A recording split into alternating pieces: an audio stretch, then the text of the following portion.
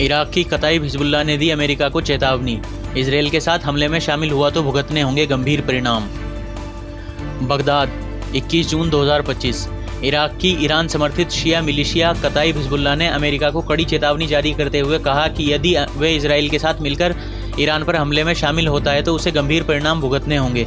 यह बयान इसराइल और ईरान के बीच चल रहे सैन्य संघर्ष के दूसरे सप्ताह में आया, जिसमें दोनों पक्षों ने एक दूसरे के प्रमुख शहरों और सैन्य ठिकानों पर मिसाइल और ड्रोन हमले किए हैं।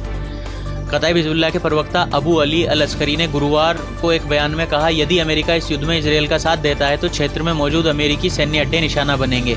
उन्होंने ये भी धमकी दी कि इस स्थिति में स्ट्रेट ऑफ हुर्मुज और स्ट्रेट ऑफ बाब अल मंदेब को बंद कर दिया जाएगा, जो वैश्विक तेल आपूर्ति के लिए महत्वपूर्ण मार्ग हैं। अल अस्करी ने दावा किया कि उनके पास आश्चर्यजनक योजनाएं हैं जो अमेरिकी हितों को बर्बाद कर सकती हैं। कताइब हिजबुल्लाह के महासचिव अबू हुसैन अल हमीदावी ने रविवार को कहा, हम अमेरिकी सेना की हर गतिविधि पर नज़र रख रहे हैं। अगर अमेरिका ने युद्ध में हस्तक्षेप किया तो हम उसके हितों और सैन्य अड्डों पर बिना हिचक हमला करेंगे। 2003 में अमेरिकी आक्रमण के बाद गठित कताइब हिजबुल्लाह इराक की सबसे प्रभावशाली ईरान समर्थित मिलिशिया में से एक है। ये समूह इस्लामिक रेजिस्टेंस इन इराक का हिस्सा है, जो ईरान के Islamic revolutionary guard corps IRGC के कुर्द फोर्स द्वारा समर्थित शिया मिलिशियाओं का गठबंधन है। इस गठबंधन ने गाज़ा युद्ध शुरू होने के बाद से अमेरिकी सैन्य अड्डों पर 150 से ज़्यादा हमले किए हैं। हालांकि समूह ने जनवरी 2024 में जॉर्डन में 3 अमेरिकी सैनिकों की मौत के बाद हमले अस्थायी रूप से निलंबित कर दिए थे, ताकि इराकी सरकार को शर्मिंदगी ना हो। लेकिन इसराइल ईरान संघर्ष शुरू होने के बाद से कताइब हिजबुल्लाह ने फिर से अमेरिका और इसराइल के खिलाफ आक्रामक रुख अपनाया है। समूह ने 16 जून को बगदाद में ईरान के समर्थन में सैकड़ों सदस्यों के साथ प्रदर्शन भी किया था। कताइब हिजबुल्लाह की धमकी से मध्य पूर्व में तनाव और बढ़ गया।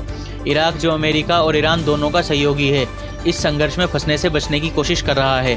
इराक में करीब 2500 अमेरिकी सैनिक तैनात हैं और कताइब हिजबुल्लाह सहित ईरान समर्थित मिलिशियाएं इराकी सुरक्षा बलों का हिस्सा हैं। अमेरिकी रक्षा मंत्रालय ने कताइब हिजबुल्लाह के बयान पर टिप्पणी करने से इनकार करते हुए कहा, कार्रवाई शब्दों से ज़्यादा बोलती है। अमेरिकी राष्ट्रपति डोनाल्ड ट्रंप ने कहा है कि वो अगले 2 हफ्तों में फैसला लेंगे क्या अमेरिका को इसराइल के साथ मिलकर सैन्य कार्रवाई करनी चाहिए।